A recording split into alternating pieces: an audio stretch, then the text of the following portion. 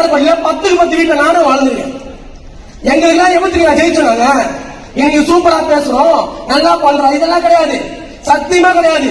வாழ்க்கையில பட்ட அடி வேகனை அவன் காலில் போட்டு மிதிச்சான், காலில் போட்டு மிதிச்சாங்க.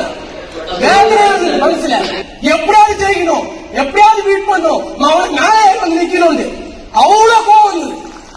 அந்த கோபத்துக்கு ஒரே ஒரு இடம் ஆட்சியர் மட்டும் தான் கிடைச்சது. நான் எங்கேயுமே கிடைக்கல. 21 வயசுல நெட்வொர்க் உள்ள போனேன். 21 வயசு, 32 வயசு இன்னைக்கு வந்து நிக்கிறோம். 10 வருஷம் உழைச்சிருக்கோம். சும்மா உடனே இன்னைக்கு எடுத்த உடனே நாளைக்கே கோடீஸ்வரன் ஆகி கோடி ரூபாய் சம்பாதிச்சு வீடு கட்டி கார் வாங்கல வரல. 10 வருஷம் கட்டியமா உழைச்சிருக்கோம். ஜெயிக்கணும் ஜெயிக்கணும் ஜெயிக்கணும் ஜெயிக்கணும், ஜெயிச்சா ஆகணும், ஜெயிச்சா ஆகணும். அவ்வளவுதான், வேற எதுக்காகவும் நிக்க முடியாது, எவனுக்காகவும் நிக்க முடியாது. சொல்லுவோம் ஒரே விஷயம், வந்தா கூட்டு போவேன், வரலையா போடா ரெண்டு விட்டு போயிட்டே இருப்பேன். அவ்வளவுதான். வராத பத்தி நான் கவலைப்படுவேன். ஓகேங்களா?